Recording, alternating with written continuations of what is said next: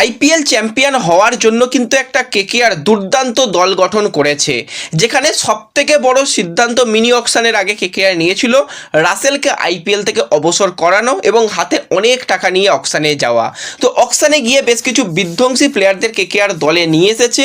তো কোন চার বিদেশি প্লেয়ার কেকেআরের প্লেইং ইলেভেনে থাকবে, কোন দুই বিদেশি প্লেয়ার একদম পরিকল্পনার মধ্যে নেই, তারা সম্পূর্ণরূপে বাদ পড়তে চলেছে, কীরকমটা পরিকল্পনা রয়েছে নাইট বাহিনীর, সমস্তটা নিয়েই আলোচনা রয়েছে এই ভিডিওতে।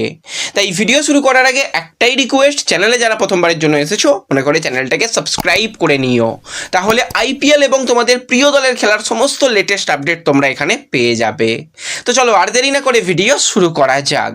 তো কেকেআর কিন্তু একটা চ্যাম্পিয়ন দল গঠন করতে চাইছে, কারণ বিদেশি প্লেয়াররাই কিন্তু আইপিএল চ্যাম্পিয়ন করার পেছনে কিন্তু একটা বিরাট বড় ক্রেডিট রাখে। আমরা যদি একটুখানি পিছনের দিকে তাকাই, আইপিএল 2024-এ যেটা হলো, দুজন এমন বিদেশি প্লেয়ার ছিল যারা কিন্তু কেকেআরকে চ্যাম্পিয়ন হওয়ার পিছনে অনেকটা বড় অবদান রেখেছিল। প্রথম নাম wicket keeper batsman Phil Salt. ধারাবাহিক যে কটা ম্যাচ খেলেছিল, ব্রিলিয়ান্ট পারফরমেন্স, কেকেআরকে ফাইনালে তোলা পর্যন্ত অবদান কিন্তু ফিল সল্টের ছিল এবং দুর্দান্ত পারফরমেন্স কিন্তু ফিল সল্টের ছিল। এবং নকআউট ম্যাচে, যেখানে সেমিফাইনাল এবং ফাইনাল ম্যাচে একদম সেরা সেরা প্লেয়ার ছিল কিন্তু মিচেল স্টার্ক। সে কিন্তু পুরো আইপিএল জিতিয়ে দিয়েছিল। ওই যে দুটো ম্যাচ যেখানে খেলেছিল, অসাধারণ। ধারাবাহিক যদি খুব ভালো না হয় তাহলেও কিন্তু বড় ম্যাচে কিন্তু এই অজি প্লেয়ার জোরে উঠেছিল। তো তারপরের সিজন অর্থাৎ লাস্ট সিজনের দিকে তাকালে কেকেআরের অবস্থা খুবই খারাপ, কারণ যে সমস্ত বিদেশি প্লেয়ার ছিল তারা একদমই পারফরমেন্স করতে পারেনি। সুনীল নারিনকে যদি বাদ রাখি, রাসেলকে যদি বাদ রাখি, বাদ বাকি প্লেয়াররা একদম সুপার ফ্লপ। সেখানে যদি আমরা বিদেশি বোলারদের নিয়ে কথা বলি, তাদের তো খেলানোই যায়নি। চোট আঘাত, জঘন্য ফর্ম, জঘন্য বোলিংয়ের জন্য তাদের বল করানো যাচ্ছিলই না, তারা তো বসে বসেই টাকা নিয়ে গেল।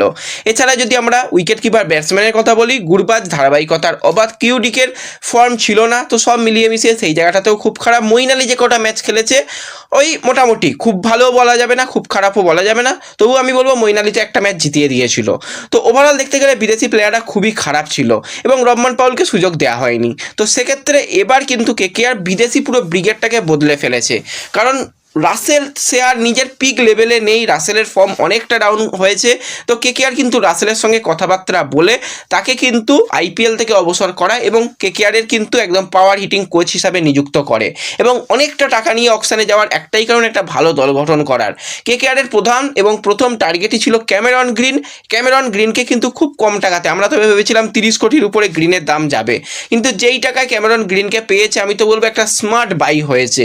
তো গ্রিন পেয়ে যাওয়া তো একটা কেকেআরের জন্য যথেষ্ট ভালো। সে কিন্তু ব্যাটসম্যানের লিস্টে থাকলেও সে ব্যাট বল সমস্ত কিছু করবে, একজন অলরাউন্ডার প্লেয়ার কিন্তু ক্যামেরন গ্রিন রয়েছে। এছাড়া যদি বিদেশি প্লেয়ারদের মধ্যে কথা বলি, তো ব্যাকআপ অপশান হিসাবে কিন্তু রাচিন রবীন্দ্রাকে নিয়ে আসা হয়েছে, যারও কিন্তু বোলিং ইকোনমি টি20-তে দুর্দান্ত রয়েছে। ব্যাটটাও করতে পারে, হ্যাঁ হায়েস্ট স্ট্রাইক রেটে নয়, মোটামুটি ব্যাট করতে পারে।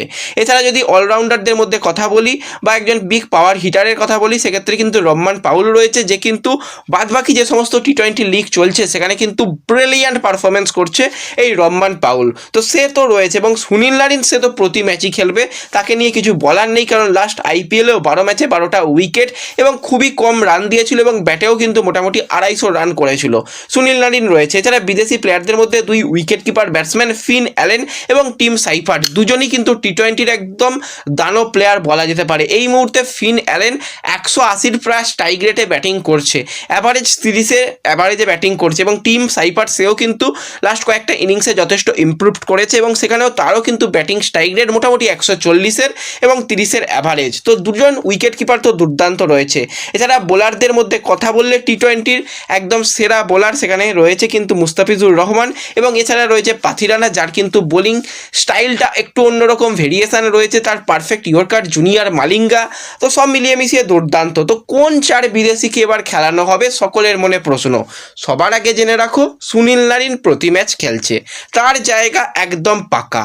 ক্যামেরন গ্রিনকে নিয়ে যদি কথা বলি, গ্রিনকেও ভাই লাগবে, কারণ গ্রিন কিছু ওভার বলে করতেও পারবে, ব্যাটটাও করতে পারবে, ফিল্ডার হিসাবেও ভালো। গ্রিনও ধরে রাখো 90% বা 95% ম্যাচ খেলবে। তো এই দুজন বিদেশি প্লেয়ার কিন্তু একদম কনফার্ম হয়ে গেছে। আর এখন তো প্লেইং 11 নয়, প্লেইং 12 করা যায়। তো সেক্ষেত্রে যদি কেকেআর মনে করে যে হ্যাঁ প্রথমে আমরা 3জন বিদেশিকে খেলাবো এবং পরে কিন্তু একজন ইন্ডিয়ান প্লেয়ারকে রিপ্লেস করে আরও একজন বিদেশি প্লেয়ার, 4 বিদেশি প্লেয়ার বোলিংয়ের সময় ইউজ করব, সেটা কিন্তু করতে পারে। তো সেক্ষেত্রে কিন্তু বোলিং বিভাগে যে দুজন প্লেয়ার রয়েছে তাদের কিন্তু পরবর্তী সময় আনতেই পারে, লাইক পাথিরানা বা মুস্তাফিজুর, তাদের কিন্তু ইম্প্যাক্ট প্লেয়ার হিসাবে নিয়ে আসতে পারে। বলের একজন প্লেয়ার লাগবে যে কিন্তু ডেথ ওভার স্পেশালিস্ট, সেক্ষেত্রে মুস্তাফিজুর বা পাথিরানা দুজনই কিন্তু ডেথ ওভারে দুর্দান্ত বল করতে পারবে, তাদের কিন্তু বলের সময় দরকার। কিন্তু যে ফোর্থ প্লেয়ার, সেই প্লেয়ারটা কে হবে? সেক্ষেত্রে আমি তো বলবো অবশ্যই কেকেআরের যাওয়া উচিত কিন্তু ফিন অ্যালেনের সঙ্গে। সে কিন্তু একদম ওপেনার হিসাবে খেলিয়ে দাও। ফিন অ্যালেন বিধ্বংসী স্টার্ট দিতে পারে এবং রিসেন্ট টাইমে ফিল সল্টের থেকেও তার পারফরমেন্সের গ্রাফ অনেকটা হাই এবং সে কিন্তু ধারাবাহিকতাভাবে খেলছে। সেন ওয়াটসনের সঙ্গে একটা কানেকশন খুব ভালো রয়েছে। তো সব মিলিয়ে মিশিয়ে ফিন অ্যালেনকে কিন্তু অবশ্যই প্লেইং ইলেভেনের মধ্যে রাখা উচিত। তো কেকেআরে যদি আমরা বেস্ট প্লেইং ইলেভেনের 4 বিদেশি প্লেয়ারকে নিয়ে কথা বলি, ওপেনার হিসাবে কিন্তু ফিন অ্যালেন, এছাড়া কিন্তু যদি অলরাউন্ডারদের মধ্যে কথা বলি সেখানে কিন্তু রয়েছে অবশ্যই ক্যামেরন গ্রিন, এছাড়া বোলিং বিভাগের জন্য বিদেশি প্লেয়ারদের মধ্যে সুনীল নারিন তো থাকছে, তার সাথে ইম্প্যাক্ট প্লেয়ার হিসাবে কিন্তু কেকেআর খেলাতে পারে সেই জায়গাতে মুস্তাফিজুর অথবা পাথিরানা প্রয়োজন অনুসারে কেকেআর ব্যবহার করতে পারে। এবার কেকেআর যদি ব্যাটিংটাকে আরও বেশি স্ট্রং করতে চায় এবং বোলিংয়ে যে সমস্ত প্লেয়াররা রয়েছে সেখানে হর্ষিত রানা রয়েছে, বৈভব আরোরা রয়েছে, এছাড়া বরুণ চক্রবর্তী রয়েছে, সুনীল নারিন রয়েছে, এখানেই তো 16 ওভার হয়ে যাচ্ছে, ক্যামেরন গ্রিন রয়েছে, অনুকূলকে যদি খেলিয়ে দেওয়া যায় বা উমরান মালিককে যদি খেলানো যায় তাহলে কিন্তু ব্যাটিং আরও বেশি শক্তিশালী হয়ে যাবে। তো সেক্ষেত্রে ওপেনার হিসাবে ফিন অ্যালেন এবং যদি টিম সাইফার্ট একসাথেও ওপেন করে অবাক হওয়ার মতন কিছু নেই। এবং নাম্বার 3-এ সেক্ষেত্রে কিন্তু আজিঙ্কাকে আসতে হবে, নাম্বার 4-এ কিন্তু সেক্ষেত্রে রঘুবংশী, নাম্বার 5-এ কিন্তু সেক্ষেত্রে আসতে পারে ক্যামেরন গ্রিন। তো এরকম একটা লাইন আপ হলে তার মানে ভাবো যে কী হবে বিধ্বংসী ব্যাপার যদি পুরোপুরি বোলিং বিভাগটা ইন্ডিয়ান প্লেয়ার এবং সেক্ষেত্রে সুনীল নারিন এবং ক্যামেরন গ্রিন সামলে দেয়, যদি কোনো বিদেশি বোলার না খেলায়, যেরকম আগের বারে বেশিরভাগ ম্যাচেই হয়েছিল, সেই জায়গায় যদি এরকম প্লেয়ারদের রাখে দারুণ দারুণ হবে। কিন্তু যেই দুজন প্লেয়ার ভাই বাদ পড়তে চলেছে প্রত্যেকটা ম্যাচেই আমার মনে হয় সেটা হচ্ছে রাচিন রবীন্দ্রা। তাকে মূলত ব্যাকআপ রাখা হয়েছে, কারো ইঞ্জুরি বা কারো কোনো রকম সমস্যা হলে যদি না খেলতে পারে সেই জায়গায় ভাই সেই ম্যাচগুলোতে রাচিন রবীন্দ্রা খেলবে। এবং রাবমান পাউলকেও কিন্তু সম্পূর্ণ ব্যাকআপ রাখা হয়েছে, কিন্তু পাউলকেও যদি সুযোগ দেওয়া হয়, বিগ হিটার, কিছু ম্যাচ জিতিয়ে দেওয়ার ক্ষমতা তো ব্যাটের রয়েছে এবং সে কিন্তু রিসেন্ট টাইমে যথেষ্ট ভালো যে সমস্ত টি-20 লিগ রয়েছে ফিনিশার হিসাবে খেলছে এবং যেখানে ব্যাটিং কোচ হিসাবে বা বলতে পারো পাওয়ার হিটিং কোচ হিসাবে রাসেল রয়েছে। রাসেল এবং পাওয়েল মিলে কিন্তু একটা ঝোড়ো একটা ব্যাটিং পাওয়েলের ব্যাট থেকে আমরা দেখতেই পেতে পারি, তাকেও ভাবনা চিন্তার মধ্যে রাখতে পারে। কিন্তু বেশিরভাগ ম্যাচে আমার যেটা মনে হচ্ছে রাচিন রবীন্দ্র এবং রাবমান পাউল তারা বাদ পড়তে চলেছে। ইম্প্যাক্ট লিস্টের মধ্যে অবশ্যই ফিন অ্যালেন যেরকম রয়েছে সেরকম টিম সাইফার্টকে ইম্প্যাক্ট প্লেয়ারের লিস্টে রাখা যেতে পারে। এছাড়া পাথিরানার কথা বলো বা মুস্তাফিজুরের কথা বলো, তারা কিন্তু ইম্প্যাক্ট প্লেয়ারের লিস্টে থাকবে।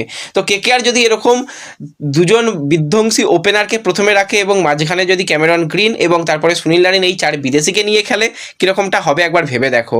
তো প্লেইং ইলেভেন নিয়ে আমরা খুব তাড়াতাড়ি আলোচনা করব, বিদেশিদের নিয়ে আলোচনা করলাম। কীরকম লাগলো ভিডিওটা কমেন্টে জানিও, ভিডিও ভালো লাগলে লাইক শেয়ার করে দিও, চ্যানেলে প্রথমবারের জন্য এলে সাবস্ক্রাইব করে নিও। দেখা হবে পরবর্তী ভিডিওতে, ধন্যবাদ।